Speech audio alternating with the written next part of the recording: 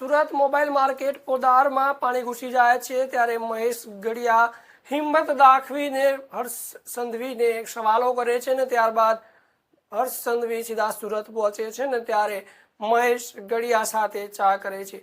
પરંતુ ત્યાં સવાલ એ છે કે જ્યારે હર્ષ સંધવી તેમની સાથે હોય છે ત્યારે મહેશ ગડિયા તેમના વખાણ કરે છે, તેમની સાથે ચા પીવે છે અને તેમની મીઠી મીઠી વાતો કરે છે કે ને કહે છે કે હર્ષ સંધવી સાહેબે ઘણું બધું કર્યું છે ને ઘણી બધી મદદ પણ કરી છે।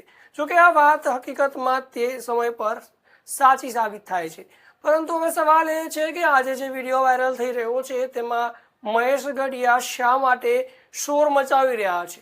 એવું તો શું કારણ છે કે શું રાતે એમને યાદ આવ્યું કે હું હર્ષ સંધવી સાથે બેઠો હતો ને મારે આ વાતો કરવાની હતી અને હવે હું ભૂલી ગયો છું એટલે હું વિડીયો બનાવીશ અને આ વાત કરીશ? પણ હકીકતમાં એવું નથી। જ્યારે તે સવારે પોદાર પર જાય છે ત્યારે તેમને કંપનીના મશીનો જોવા મળે છે। જે કંપની દ્વારા તેમનું પોદાર મતલબ જે કંપની દ્વારા જે માર્કેટનું હાલ બેહાલ થયા હતા તે કંપની દ્વારા ફરી ત્યાં બેરિકેડ લગાવવામાં આવે છે। મહેશ ગડિયાનો ફરી એકવાર ગુસ્સો સાતમા આસમાને ચડી જાય છે, કારણ કે જે કંપનીના કારણે વેપારીઓને નુકસાન થયું, જે કંપનીના કારણે વેપારીઓનો સામાન બગડી ગયો, તે જ કંપની ફરીવાર ત્યાં પોતાનું કામ ચાલુ કરી રહી છે। ત્યારે મહેશ ગડિયા ફરી વિડીયો બનાવે છે ને આ વખતે તે ભૂલી જાય છે કે તેમણે હર્ષ સંધવી સાથે ચા પીધી। આ વખતે તેના ભ્રષ્ટ અધિકારીઓ સાથે સાથે તે ડીવાયસીએમ હર્ષ સંધવીને પણ જણાવે છે કે આ કંપનીના અધિકારીઓને, કંપનીના માલિકોને સજા કેમ નથી થતી?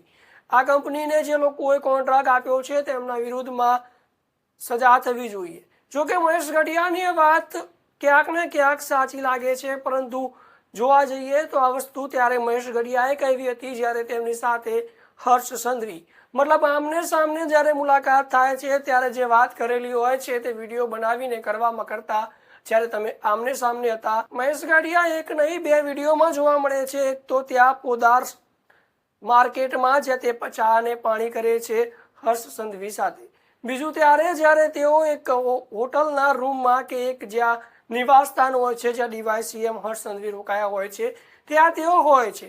તો શું આ 2 દિવસમાં મહેશ ગડિયાને યાદ ન આવ્યું? શું આ 2 દિવસમાં તેમને એમ ખબર ના પડી કે હું ડીવાયસીએમ હર્ષ સંધવીને જણાવું કે અમારા પોદાર માર્કેટમાં જે નુકસાન થયું છે તે આ કંપની દ્વારા થયું છે ને તમે આ કંપનીને કડકમાંની કડક સજા કરો એવી હું અપીલ કરું છું। શું મહેશ ગડિયા એ સમયે ભૂલી ગયા હતા કે મહેશ ગડિયાને એ સમયે ચા એટલી મીઠી લાગી કે તેઓ બોલી ના શક્યા?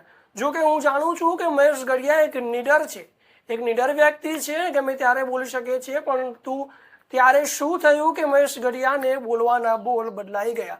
ઘડીકમાં તેઓ કડવા બોલ બોલે છે, ઘડીકમાં તે મીઠા બોલ બોલે છે અને એટલા જ માટે ગુજરાતની જનતાને હવે કંઈક અલગ જ દેખાઈ રહ્યું છે। કેટલાક લોકો સોશિયલ મીડિયા પર આક્ષેપો કરે છે કે મહેશ ગડિયા હવે વાયરલ થવાની ફિરાકમાં છે, પરંતુ એવું બની શકે છે કે એવું ખરેખર ના હોય। આ સમગ્ર મામલા વિશે તમારું શું મંતવ્ય છે કમેન્ટ બોક્સમાં જરૂર જણાવજો। વિગત માટે જોડાયેલા રહો DMIT ન્યૂઝ ગુજરાતની વાત જનતાની।